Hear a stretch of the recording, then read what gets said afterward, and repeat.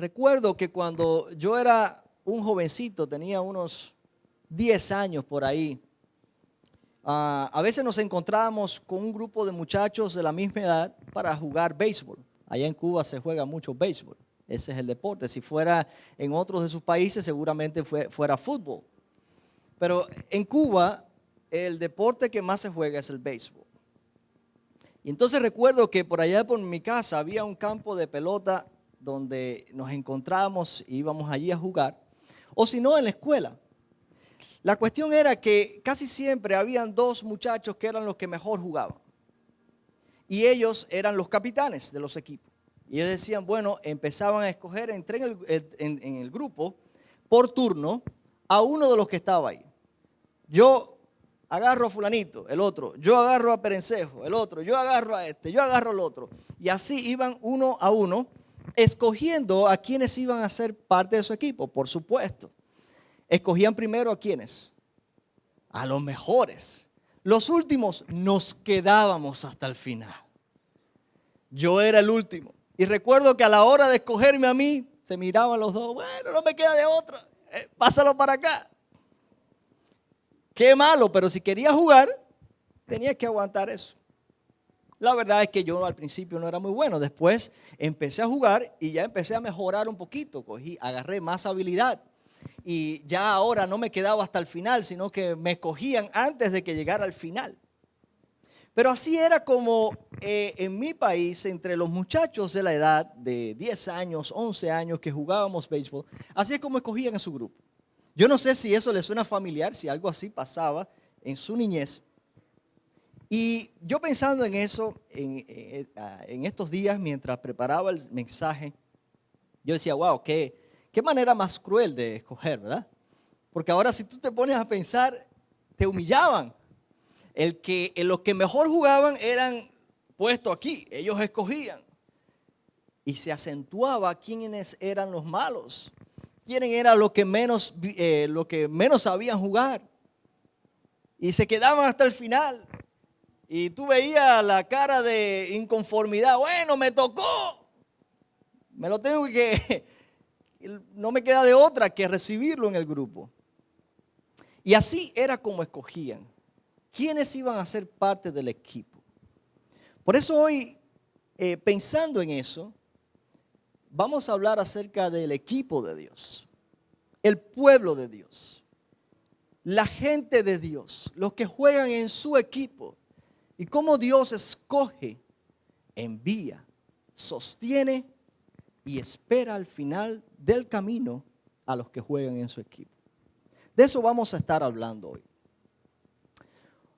Hay otra experiencia que me hace pensar, muchas veces cuando una familia decide adoptar un niño en un foster care o en un orfelinato, por lo general ese matrimonio que no pudo tener hijos va allí a escoger un niño. ¿Cómo lo escoge? Por lo general, no digo que sea siempre, pero por lo general escogen a un niño que esté saludable, un niño que sea bien parecido, un niño que mientras menos trauma haya tenido mejor, porque nadie quiere traer a su casa trauma de un niño que ha sido traumado en hogares disfuncionales o que han sido expuestos a situaciones extremas. Lo triste de eso es que los niños que no califican en esos parámetros se quedan hasta el final. Y muchos de ellos no llegan a ser adoptados nunca. Dios nos ha adoptado a nosotros. Y damos gloria a Dios. Yo doy gracias al Señor, alabo al Señor, que el Señor no ha usado ninguno de esos parámetros para escogernos a ninguno de nosotros. Porque si Dios hubiera usado esos parámetros de quién es el mejor, quién juega mejor, quién luce mejor, muchos de nosotros, por no decir ninguno, estuviéramos hoy aquí. La manera como Dios escoge es completamente diferente. Y qué bueno saber que Dios nos ha escogido por gracia y no por méritos que nosotros hayamos tenido. De hecho, 1 Corintios capítulo 1, versículo 27, Dice, sino que lo necio del mundo escogió Dios. Usted está aquí no porque usted sea muy sabio, sino porque usted es muy necio. Yo estoy aquí no porque sea muy sabio, sino porque soy muy necio.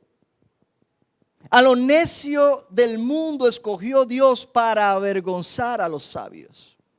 Porque los sabios se creen sabios en su propia sabiduría humana, pero a lo necio Dios lo usa y sobrepone su sabiduría sobre la necedad del ser humano y resalta la sabiduría de Dios. La gente se asombraba cuando escuchaba a Pedro, un simple pescador, hablando de una manera tan elocuente. Y se preguntaban, ¿no es este el pescador que habla de esa manera? Y dice, algunos se decían, se nota que anduvo con Jesús porque habla igual que él. Ahí era glorificado Dios, porque se sabía que ese hombre por sí solo no tenía esa capacidad, que era Dios mismo obrando en Pedro el que le hacía hablar. Así que lo necio del mundo escogió Dios para avergonzar a los sabios, y lo débil del mundo escogió Dios para avergonzar a lo fuerte. El número 2 es usado repetidas veces en la palabra del Señor para señalar a un equipo, a un grupo escogido por Dios para una misión determinada. Y vamos a ver al menos unos 3 ejemplos de cómo Dios escoge a 12 hombres para una misión. No los escoge solamente para que sean el grupo élite de Dios, no para que se luzcan delante de otros, no solamente para que sean jefes, sino para una misión. Y veremos cómo Dios no solamente escoge, sino que les da propósito. Dios sustenta a esos hombres durante el cumplimiento de su misión. Y luego al final del camino, Dios los espera con los brazos abiertos. Vamos a ver qué es lo que la palabra del Señor nos dice. Vamos a ir, si me puedes poner la otra imagen, que son los puntos del mensaje. Te lo voy a agradecer, Kevin, gracias. Yendo un poquito atrás a la historia de Israel. Todos ustedes saben que Dios escogió a Abraham de Ur de los Caldeos, una tierra pagana. No podía en ese tiempo decirse que había un pueblo de Dios. No, Dios escogió a Abraham, la primera persona que Dios escogió. Y le prometió que a través de él iba a ser el padre de una gran nación. A través de él iba a haber una gran nación. Y lo iba a hacer a través de un hijo que le iba a dar, el hijo de la promesa. Vino Isaac. Isaac tuvo a Jacob. Y a Jacob Dios le cambió el nombre. Y le dijo, ahora no te llamarás Jacob, sino que tu nombre será Israel. Jacob, Israel, tuvo 12 hijos. Y esos 12 hijos fueron los representantes de las 12 tribus de Israel. A través de la familia de Jacob es que empieza a desarrollarse la historia del pueblo de Israel. Si ustedes recordarán, esos 12 muchachos tuvieron que ir a Egipto porque hubo un tiempo donde había hambre. El primero que fue José. Fue enviado de una manera un poquito, ¿cómo decir? No fue él voluntariamente. Fue enviado a la fuerza. Fue vendido por sus propios hermanos como esclavo y fue a dar a Egipto. Pero su sufrimiento, su dolor, su quebranto, Dios lo usó y lo convirtió en su fortaleza. De todos ellos, él era el más preparado para ir allí y cumplir la misión. El padre le había enseñado idiomas, le había enseñado ciencia, era un joven bien preparado. Pero un joven también que temía a Dios. Y todo lo que hacía dice que Dios estaba con él, estuvo con él en la cárcel, estuvo con él en la casa de Potifar, gracias. Estuvo con él en la casa de Potifar, estuvo con él en la cárcel, donde quiera que iba se convertía en un líder. Y llegó el momento de estar ante el faraón. Y cuando interpretó los sueños el faraón le dijo, te pongo a cargo de la misión. Llegó el momento cuando los otros hermanos tuvieron que ir a Egipto a comprar comida. Y todos ustedes conocen la historia, no quiero entrar en detalles. Lo que quiero acentuar es que los 12 hermanos tuvieron de una forma u otra que ir a Egipto a una misión. La misión de José fue proveer para sus familias. La misión de los 10 que fueron fue la de buscar alimento. Pero cuando José vio a sus hermanos, le dijo, me tienen que traer al más pequeño. Y el más pequeño también fue llevado no por su voluntad, porque el padre no quería que fuera para no correr el riesgo de perder también a otro hijo de la misma esposa. Así que también Benjamín tuvo que ir a Egipto para que pudieran soltar al hermano que habían dejado allí detenido. Los 12 fueron a una misión. Y la misión era en Egipto, ¿cierto? Así que también cuando pasa el tiempo, estuvieron 400 años en Egipto, pasaron varios faraones, hasta que ya no se conocía la historia de José. Dios envió a Moisés para rescatar al pueblo de Israel de la esclavitud en Egipto, porque para ese tiempo estaban siendo abusados, estaban siendo esclavos de los egipcios. Y Dios usó a Moisés con mano poderosa, mano fuerte, para sacar al pueblo de Israel de Egipto. Los llevó al desierto, cruzaron el Mar Rojo, llegaron al desierto, les dio la palabra, los 10 mandamientos, las leyes, organizó a esa gran nación para que fueran entonces a conquistar la tierra que Dios les había prometido. Fue entonces cuando vinieron y dijeron a Moisés, enviemos a 12 hombres a inspeccionar la tierra que hemos de conquistar. De modo que le pareció bien a Moisés y escogieron a 12 hombres para una misión. La misión de inspeccionar la tierra del otro lado del Jordán. Fueron allí y 10 de ellos trajeron las noticias distorsionadas. 2 de ellos, Josué y Caleb, dieron el mensaje de lo que vieron, pero también en combinación con la promesa de Dios, con fe de que Dios era más que suficiente para cumplir lo que les había prometido. Así que vemos que escogieron a esos 12 espías y la misión era inspeccionar la tierra. Llegaron, hicieron su función. Más adelante vemos que también Jesús escoge a 12 hombres. Es enviado Jesús. Llovió mucho, ¿verdad? De ese tiempo para acá. Pero Jesús, antes de comenzar su ministerio, después de haber sido bautizado, después de haber sido tentado en el desierto, escogió a 12 hombres. Fue llamándolos uno a uno. Sígueme, sígueme. Y esos hombres fueron capaces de dejar sus labores, sus funciones, para seguir a Jesús, para seguir a un hombre que no les prometió que les daría riqueza, que no les prometió nada más. Nada más. Solamente que les siguiera. Y ellos le siguieron. Por 3 años aproximadamente estuvo Jesús entrenando a esos hombres, que serían los misioneros que Dios usaría para replicar lo que Jesús hizo con ellos y comunicar la doctrina de Cristo a la iglesia. Ellos se convirtieron en los apóstoles. ¿Y saben lo que significa apóstol? Enviado. En ese sentido de la palabra, usted y yo somos apóstoles también. Se ha usado mal este término hoy en día.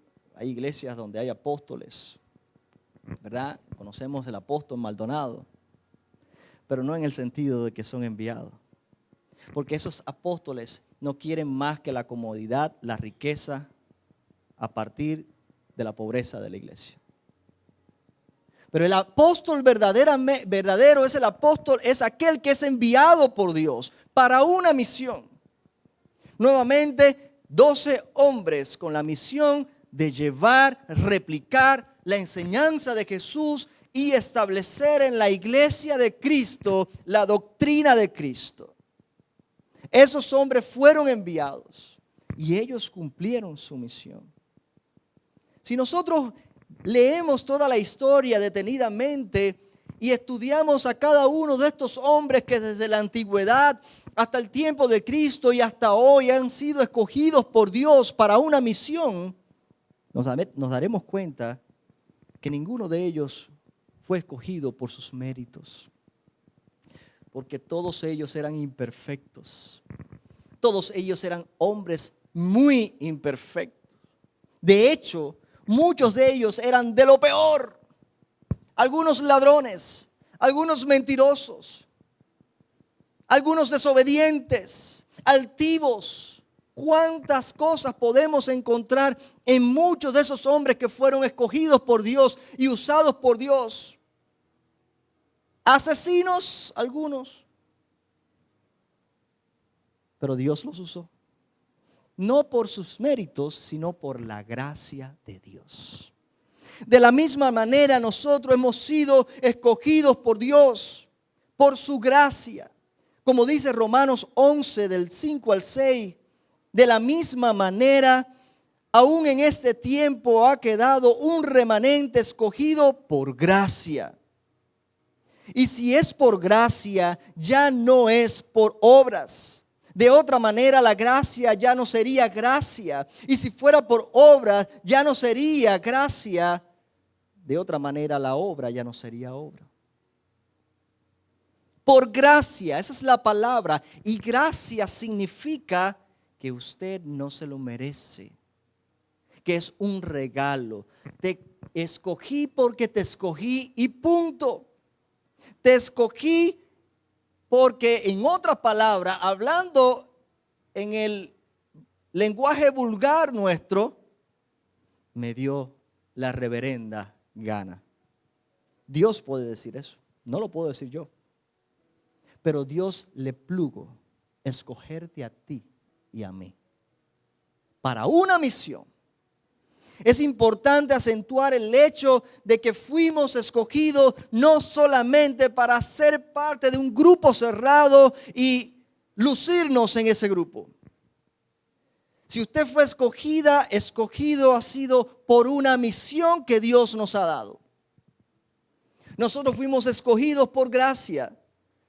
No para disfrutar solamente de la salvación y esperar cuando llegue el día del Señor y estemos en su presencia para disfrutar de las bendiciones celestiales. Nosotros tenemos una misión y es por eso que todavía estamos en este mundo. Es por eso que todavía tú estás aquí, no para acomodarte, no para hacer riquezas. Todo eso es bueno si lo puedes hacer, pero sin obviar tu misión. Tú estás en un campo misionero. Pregúntate cuál es mi misión, cuál es mi misión. Y asegúrate de estar ahí. Porque es eso lo que vamos a hablar. Fueron enviados estos 12. Los hijos de Jacob fueron enviados a Egipto. Fueron enviados para llevar alimento a la familia, para hacer que sobreviviera la familia a través de la cual vendría el Mesías que salvaría el mundo. Los 12 israelitas que fueron escogidos para inspeccionar la tierra, los 12 espías fueron escogidos para inspeccionar la tierra. La Biblia no dice que eso haya sido escogido por Dios y que esa misión haya sido de Dios. De hecho, para mí me parece ese hecho de haber ido a inspeccionar la tierra, me parece un acto de falta de fe. Porque ya Dios les había prometido. De hecho, a raíz de eso, el pueblo de Israel, ¿qué pasó? Cuando vinieron y aquellos 10 dieron ese informe negativo acerca de la tierra prometida, todo el pueblo de Israel se lanzó a llorar, se quejó, Y Dios se enojó con el pueblo y les dijo que ninguno de esa generación vería la tierra prometida, sino solamente Josué y Caleb, que fueron hombres íntegros y fieles a Dios. Ni siquiera Moisés, mis hermanos. Hasta Moisés quedó con ese grupo en el desierto. Pero Josué y Caleb vieron la tierra prometida. Los 12 apóstoles fueron enviados por Jesús y ellos cumplieron la misión. De lo contrario, nosotros no estaríamos hoy aquí. Fueron los 12 apóstoles que replicaron lo que Jesús hizo con ellos. Ellos lo hicieron. Y la palabra ha llegado hasta estos tiempos gracias a que cada uno de ellos cumplió su misión. Todos fueron escogidos con un propósito. Todos fueron escogidos para ser enviados a la misión que Dios le estaba asignando.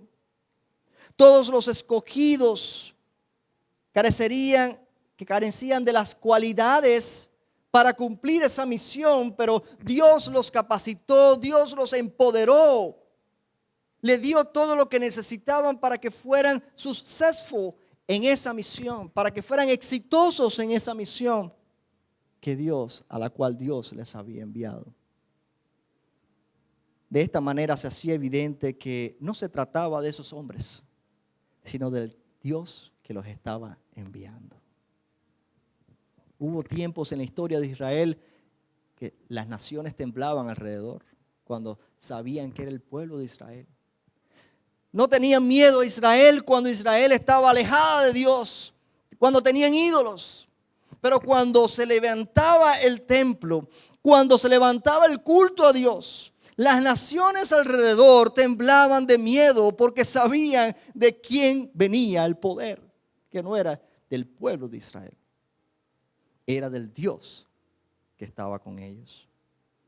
Entonces hemos visto que ellos fueron escogidos por Dios, fueron enviados por Dios, pero aquellos hombres también fueron sustentados por Dios en el camino. Y es ahí donde nosotros tenemos que empezar a reflexionar en nosotros mismos ahora, en nuestra actualidad. Porque la mayor parte de nuestro tiempo la usamos para buscar nuestro sustento. El trabajo, el afán, los negocios, todas esas cosas que hoy usted y yo enfrentamos día a día y tenemos que pensar en ellos porque tenemos que comer. Pero lo malo es cuando eso se convierte en lo primero, cuando Dios te ha escogido, te ha enviado y Él ha prometido sostenerte en el proceso. Sí estás en la misión. Y esa es la parte importante. Si tú fuiste escogido por Dios, pero no estás en la misión que Dios te ha dado, no esperes que el sustento venga de Dios. Tú estás tomando tu propio camino y estás abandonando la misión de Dios. Pero si tú has sido escogido por Dios, has sido enviado por Dios, Dios promete sustentarte, sostenerte en el camino. Por eso yo le digo, hermanos, el peor error que un cristiano comete es alejarse de Dios para buscar su sustento.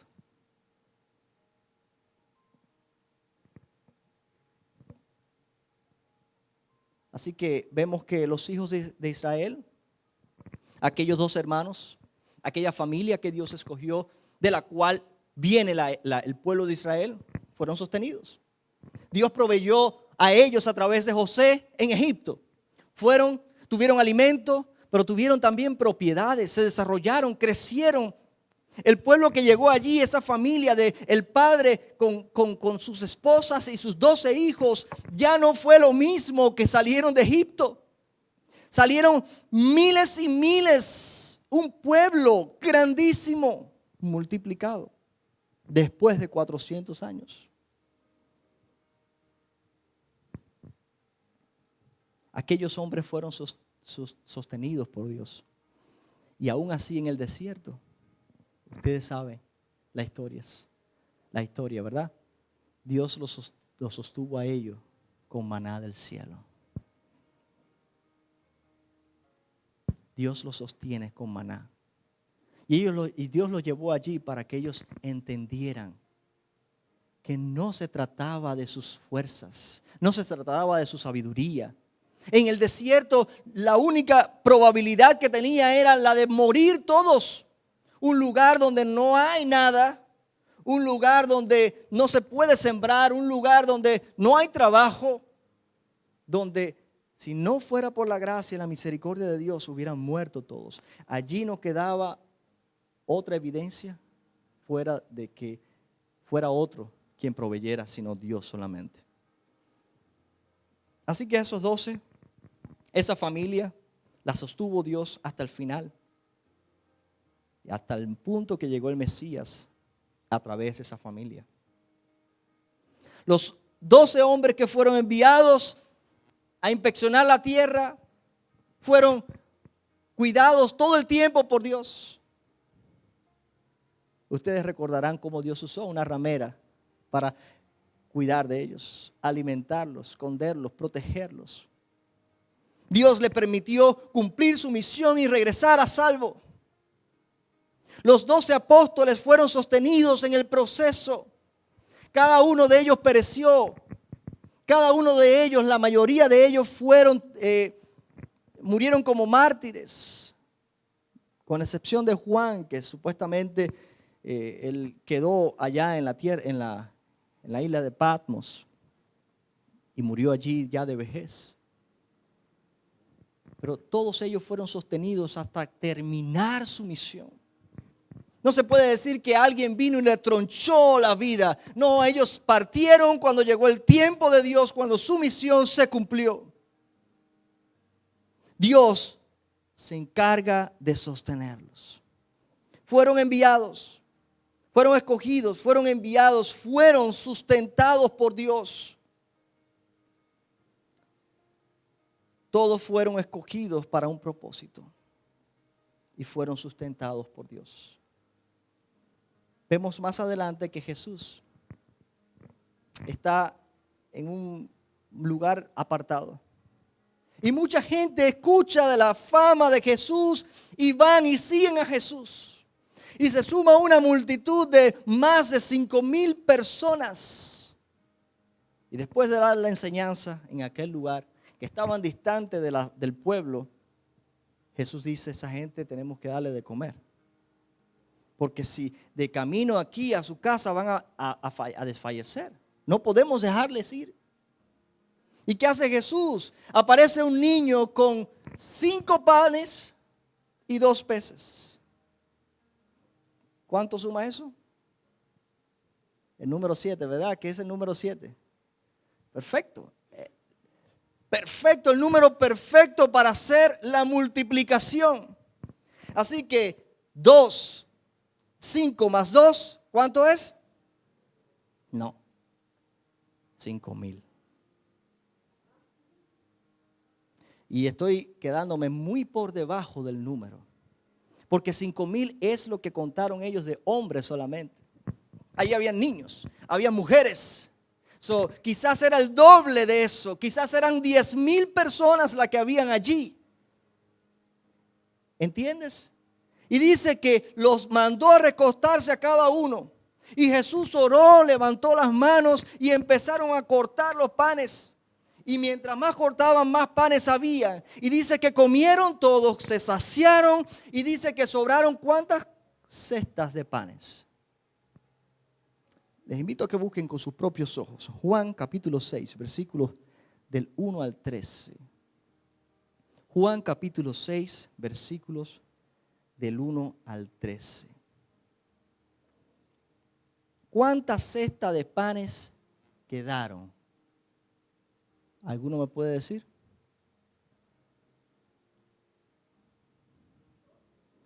12. 12 cestas de panes. Ese milagro ocurrió en la región de Israel. Y con eso yo creo que Jesús estaba diciendo a su pueblo, ¿saben qué? Yo tengo suficiente para todos. Y tengo de sobra. Ustedes pueden confiar en mí. Yo me encargo de sostenerles a ustedes. En otra ocasión hubo una multiplicación de 4,000. Fue en otra región. Y sobraron otra cantidad, creo que eran 7. No, fueron 12. Representando a las 7 naciones que había en esos lugares. Y pasó lo mismo. Jesús sustenta a su pueblo. Jesús sustenta a aquellos que están en la misión. Sustenta a aquellos a quienes ha escogido. Él se encarga de ti y de mí. Él tiene cuidado de tu vida. Él no está ausente de tu necesidad. Es interesante que lo que sobró fueron panes. Y dice que Jesucristo es el pan de vida que descendió del cielo. Él es el sustento de nuestras vidas. Filipenses 4, versículos 18 al 20. Miren lo que dice Pablo. Pero todo lo he recibido, le dice a la iglesia de Filipenses. Todo lo he recibido, todo lo que me enviaron, todo lo he recibido. Tengo abundancia. Estoy lleno, habiendo recibido de Epafrodito lo que enviasteis. Olor fragante, sacrificio acepto, agradable a Dios. Después de eso, miren lo que dice. Mi Dios pues suplirá todo lo que os falta conforme a sus riquezas en gloria en Cristo Jesús. Al Dios y Padre nuestro sea la gloria por los siglos de los siglos. Él recibió todo lo que enviaron. Y Él les dice, mi Dios pues suplirá. Ustedes se encargan de mí, Dios se encarga de ustedes. Ustedes se encargan de la misión, Dios se encarga de proveer para tus necesidades, para que en tu casa no falte nada. Pero ¿qué hacemos nosotros? Hacemos lo contrario. Trabajo, trabajo, trabajo, trabajo. Y después, Dios, necesito. Si tú no me has mirado, si tú no oras, si tú no te has enterado ni siquiera que hay una misión que yo te he dado. Ahora estás pidiendo que yo te dé. Si tú vas a ir por tu camino, entonces tienes que vivir de lo que tú haces con tus propias manos. Pero si tomas el camino de Dios, entonces lo que tú haces con tus propias manos, Él la multiplica. Esa es la matemática del reino, iglesia. No lo entendemos porque se entiende solamente por fe. Es por fe. Muchos pudieran tratar de buscar el sustento dependiendo de sus propias fuerzas. Pero solo cuando es Jesús la fuente, podemos saciar nuestro ser y saciar nuestras necesidades. Solo cuando es Jesús lo primero en nuestras vidas. Para recibir el sustento de Dios debes ser escogido de Dios. Para recibir el sustento de Dios debes ser enviado por Dios y estar en su misión. Y mantenerse en la misión por fe y fidelidad. Finalmente, fuimos escogidos por Dios, enviados por Dios, sustentados por Dios. Pero sabe, iglesia, al final del camino, después de la misión, viene la recompensa. Él nos sostiene en el camino, pero lo mejor no está aquí, lo mejor está por venir. Lo mejor aún ustedes no lo han visto, yo no lo he visto. Aquí solamente tenemos una probadita del cielo, pero lo mejor está por venir. Él nos espera al final del camino. Las 12 tribus de Israel llegaron a la tierra prometida, conquistaron con poder todas esas tierras y no hicieron más porque su fe le faltó muchas veces. Pero obtuvieron lo que Dios prometió que les haría. Y lo hicieron con el poder de Dios. Los 12 espías llegaron a la tierra prometida, vinieron, dieron el informe. Las cosas no salieron como debían salir, pero de todas maneras ellos cumplieron su misión. Los 12 apóstoles cumplieron su misión. Y nosotros hoy somos testigos de ellos. Todos estamos aquí por la gracia y la misericordia de Dios, porque Dios envió, sustentó a hombres fieles para que la palabra del Señor llegara hasta aquí, para que la iglesia continuara.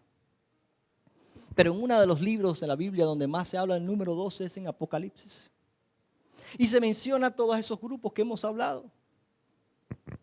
En Apocalipsis 21, por ejemplo, capítulo 21, versículos 12 al 13, dice el versículo 12, tenía un muro grande, hablando de la ciudad, la Nueva Jerusalén, un muro grande y alto con 12 puertas, y en las puertas 12 ángeles y nombres inscritos, que son los 12, que son los de las 12 tribus de los hijos de Israel.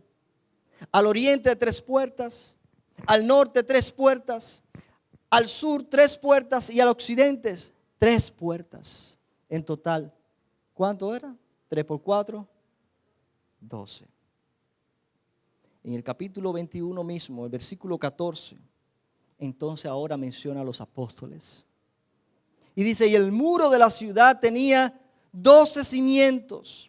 Sobre ellos los 12 nombres de los 12 apóstoles del Cordero. Él garantiza con éxito hasta el final. Y al final del camino, allí te espera.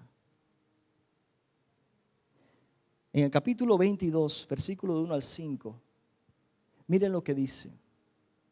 Después me mostró un río limpio de agua viva, resplandeciente como cristal, que salía del trono de Dios y del Cordero.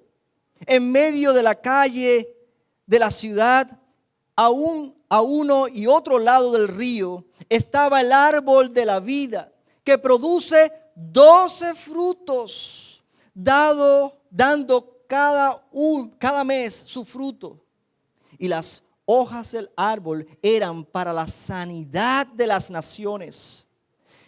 Y no habrá más maldición.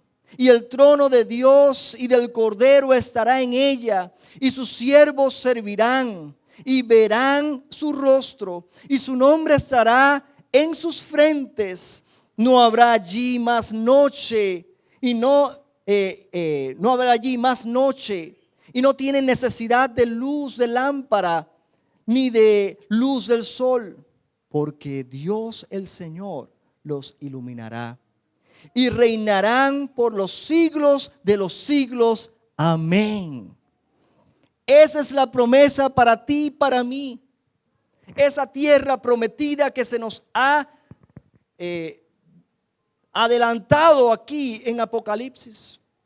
Esa es la tierra que tú y yo esperamos. Ese es el lugar donde tú y yo viviremos. Una tierra donde fluye leche y miel, donde no va a haber más llanto ni necesidad, donde no va a haber más tristeza ni preocupación, donde no va a haber más guerra ni muerte. A eso es lo que nos espera. Sé fiel hasta la muerte, dice Jesús, y yo te daré. Repítanlo otra vez. Dejen a los niños y vamos a terminar. Sé fiel hasta la muerte y yo te daré. Todavía está bajito. Sé fiel hasta la muerte, Apocalipsis 2:10. Sé fiel hasta la muerte y yo te daré. Ahora estamos hablando. Es Dios quien escoge a sus hijos, hermanos. Es Dios quien escoge por gracia, no por los méritos que tenemos. Debemos sentirnos agradecidos por la dicha de haber sido escogidos por Dios. Dios nos escogió para salvación, pero no solo para eso, sino para cumplir la misión. Y usted y yo tenemos una misión bien clara, y es proclamar la buena noticia del Evangelio a aquellos que todavía viven en oscuridad. Ir y hacer discípulos a las naciones es la misión que se nos ha dado. No importa si has estudiado en un seminario o no, si tú eres creyente, si llevas el nombre de Cristo en tu frente, tú eres un misionero en potencia. Y cuando te sumas a la misión, Dios te capacita, te empodera para que cumplas con éxito la misión. Y cuando llegues a su presencia, Él te dirá, buen siervo, fiel. En lo poco has sido fiel, sobre mucho te pondré. Entra en el gozo de tu Señor. ¡Wow! ¡Qué historia maravillosa en la palabra del Señor! ¡Qué lección tan maravillosa! Fuimos escogidos por gracia, fuimos enviados por Dios, fuimos sustentados por Dios, somos sustentados por Dios en el camino y además, como si fuera poco, Él nos espera al final del camino y nos abre los brazos para que disfrutemos de su presencia.